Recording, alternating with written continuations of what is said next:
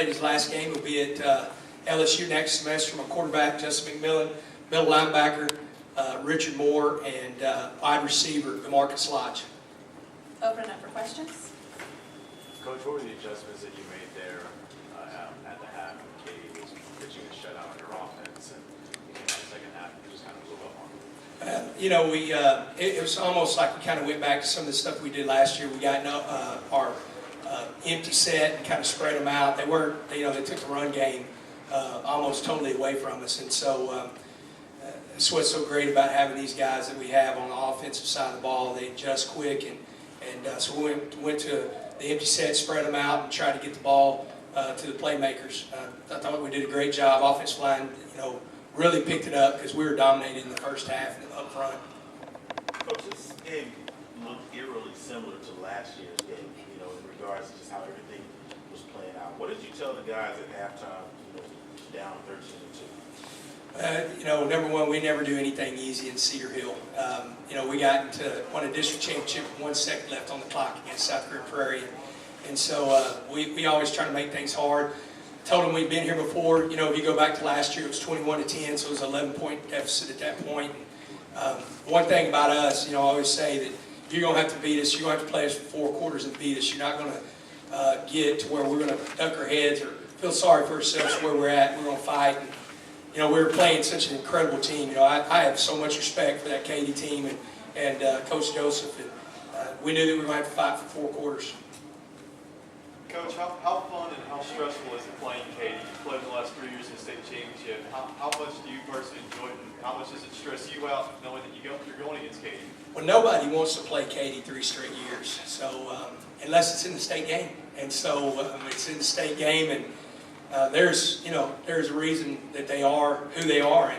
And these guys up here that have followed us forever, they'll tell you for the last since 2006, we wanted to make a mark that we were going to be named with Katy and Trinity and South Lake Carroll and Salina and the great football teams. I'll tell you what, today Cedar Hill put their name up there that we're a program that is one of the best, not only in the state and the nation. That's what makes me proud because, and we did it with these guys right here. Did you consciously run the quarterback a little bit more in the second half, or was that just something they were giving you? We went into it. We've had it, in our package for the last 6 weeks, and I thought Justin did a great job. We call it muscle dash, and it's all for a power read, and that's really the only thing we were going to get running the football. And I thought both Justin and Avery did a great job of running that play and getting us positive yardage. We had a big play with Denver Daniels. I think it was Denver Daniels or Jalen. Was it Denver? Denver on the. So it was off the jet sweep, but it was a power read, and he ended up making a big play on the run. So. We felt like we were going to have to run the quarterback to have some rushing yards. Doesn't it just feel like you guys needed to just get something going offensively and things would come later? The defense is really good. Playing teams 3 years in a row, so they're going to really pick up on the P's and Q's and all that and everything that you do good. So, they double team a lot. So, a couple of other receivers had to get open. And we practiced well as a team practice. So, all throughout the week we knew that they were probably going to double team live. Everybody else had to step up as receivers, and everybody did what they were supposed to do and did their job. DeMarcus, you don't always get a lot of touches, but because people are keen on you. But how hard is it to be patient out there to wait for your chance to shine? With the backs that we have, man, they're outstanding. And I know they're going to bring guys and bring them in the box and open up one-on-one for me downfield vertical. When the ball is down, just go get it. Joey, I know you have a lot of faith in Avery, but he's a sophomore. Right. Hasn't done a lot with varsity this year as a quarterback. Did you have any worries coming in, knowing that he was going to be that big a part of your package? Not really. One reason is because the guy at the end of the table. That's what's so incredible. Whenever you go back and look at this game, you're talking about some unselfish play by some big-time football players. And if you come into our film sessions, they're sitting. We got a couch in the office, and Avery and Justin are sitting side by side. And as Coach Glaze is going through stuff, they're talking the entire time. So Justin's as big a coach over there for Avery as Coach Glaze or anybody else. And I think that with a mentor like that, playing in so many games and winning so many games, it really helped him. We just felt like that was going to open up some stuff. What people have seen is that we were just running him, so it opened up a couple of passes that we were going to get one-on-one with this guy right here. I've seen you put a lot of faith in Ralph before right. Austin Westlake. Yes, sir, 2 years ago. missed that kick in the first, but you had no doubt going back to the beginning of the game? No, you know, he's a great kicker. He's going to kick at Division I level, and, you know, he just pulled it. And we went out there, and I think, you know, he was confident where we were at. I think he got 2 of them, you know, in the game, and just one of those deals that you got to keep going to him. He's a great kicker. He started for us for 3 years. Like you said, in 2012, he won the state semifinals against Westlake with a 48-yard field goal, so we knew he could do it. Richard, your defense held this Katy team to 28 points, and when you think about it, that's a huge, huge accomplishment. Let's talk about just how playing these teams of, you know, of your schedule here, how did that help you guys, you know, in regards to maturity, in regards to just playing better? I mean, what did it do for you just to help prepare for this Katy ball club? Well, we played a lot of big-name teams that are powerhouses such as DeSoto, South Grand Prairie, Mansfield, those teams, South Lake Carroll. I mean, we've played a lot of them. So the maturity level and knowing how to handle the highs and lows, that kind of came into play today. And all week we emphasized on tackling and making sure we're wrapping up. And we just had to be more tougher than this team, and I think we did that and we executed. Anderson, the toughest guy we've seen on here? He's pretty tough, but we faced a lot of tough backs. I mean, the back from Mansfield was pretty good. The back, Jordan, little Jordan Humphrey, he was good. I mean, we faced a lot of ones. Larry Nixon from DeSoto, so he's up there in the top 5, definitely. He's the toughest for me. I'll tell you, he's the toughest. The Mansfield kid will be, but he's the toughest. How important was that first half? You guys, you know, the offense hadn't gotten its rhythm going yet. You guys get the safety, you're on the board, and kind of hold them in check when they had the ball for a good chunk of that first half. How important was it for you guys to kind of stay locked in? It was really important for us because we knew the offense, they've carried us a lot of the year. We have to give them their credit when it's due. And so today we said, hey, we have to play today because our offense might not get anything. So we just kept fighting and kept fighting and kept fighting, and we knew our offense would come around. I mean, they had all those guys in the box just stopping the run, but we knew we'll find a way. So I just feel like we did a pretty good job just staying focused and keeping everything in front of us. Coach, how important was that Mansfield game? I mean, the day after, you get a chance to really see what went wrong, what's going on or whatever. And how important was that for you guys in regards to where you are today? You know, I blame myself for that game more than anything. We had a bad game plan going in.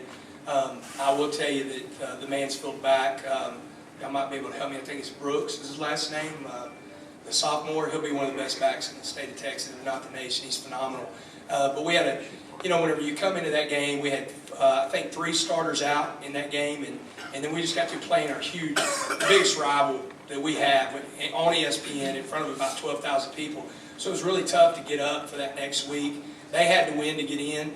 But one thing that we did do is we threw that game plan out the window in a hurry and said whenever we do face a team, and we knew it was going to be Katy, if we could get that far, that we were going to come back with the same game plan. And I thought we did a great job tonight with getting on some different looks that they definitely didn't see in that Mansfield game.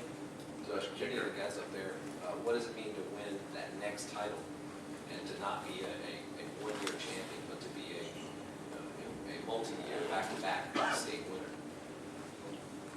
winner?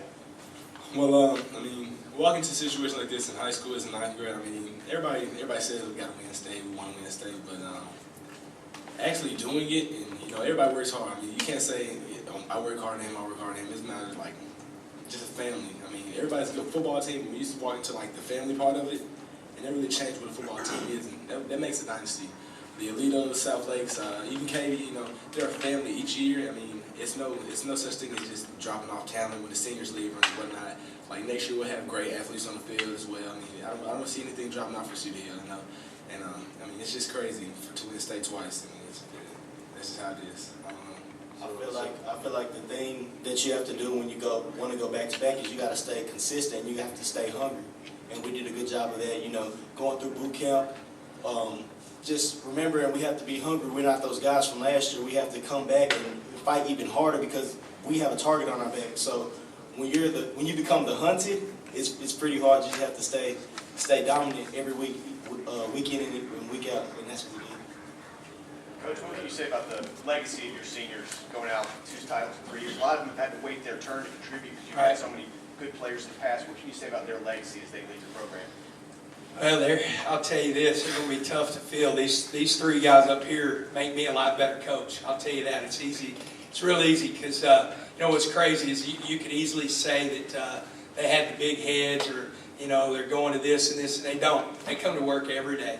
And they're very humble. Like Richard said, they're very, very hungry. And what they've left Cedar Hill and the young guys, I think is a powerful expectation.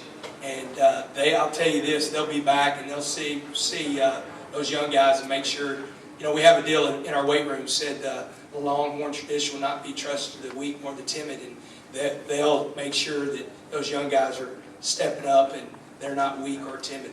For any of you up there, talk about, the kicker, Bruce, he misses one and comes back and drills, obviously, the game tire and the game time field goal, and then they try to ice him twice and he hits the winner. I mean, for any of you up there, talk about that. Well, Bruce can miss anything first quarter, second quarter, third quarter, but that fourth quarter, Bruce does not miss a kick at all. It's from 40 to 50, 60, you can go anywhere. I mean, the team itself just puts its trust into him. Walking into a field goal in a game-winning situation like that, we probably would put more pressure on than Katie did, chanting his name and all that. But it's nothing for him. I can tell you. I can see it in his face. It doesn't. He's clutch. So this is how it is with him. One final question. Coach, it's not guaranteed that the state finals come back here next year. Can you just kind of talk about what the experience has been like for your teams over the last few years playing in this finals? It's incredible. AT&T Stadium's as good as it gets, and the one thing I will say, and it's not here, I know it's going to be in a great venue, but I know it's easy for me to say this because we're in Dallas, but we'll travel wherever. If we need to go to Louisiana to play this thing, we're going to go wherever. It's a state championship game. Getting on a bus, that's what you got to do. We did it in San Antonio in 06, and if we had to go to Houston, if we had to go to San Antonio this year, then we were going to make that trip. That's what you got to do to play in something like this. If they want to go ahead and give us a ticket to state and move it wherever, I'll take it right now. But AT&T Stadium is incredible, incredible. Thank you, gentlemen. Congratulations. Hey, I just want to make one little thing. I did this in 06. I want to say it again. It's nothing. I know everybody's got a job in here, but I think y'all saw the game, and there's nobody besides the guy that's fixed to play quarterback that makes the defense coordinator change a game plan. And so for this guy not to be first team All-State in AP is a mistake, because if you watched every single game, they have to game plan for DeMarcus Lodge. And it's just the biggest deal of him being out there as our offensive line blocking for Ced. And you saw it tonight. Thank y'all very much.